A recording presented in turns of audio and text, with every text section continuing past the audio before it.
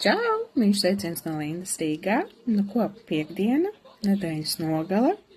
Vēlos visiem novēlēt kolosāls brīvdienas, bet es arī jums vēlētos padalīties par to, kāds tad ir bijis mans šīs dienas pasūtījums, un iziesim kopīgiem spēkiem cauri un parādīšu, kas ir bijis manā groziņā. Tātad tas 76. aromāts paraudziņi bija viens no iejošākajiem, ko man dāmas smaržoja, tāds ar piparmētru un auglīšiem, citrus auglīšiem.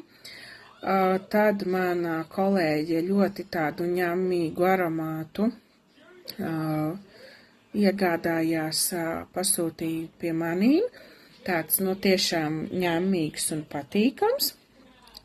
Tātad balzamiko ziede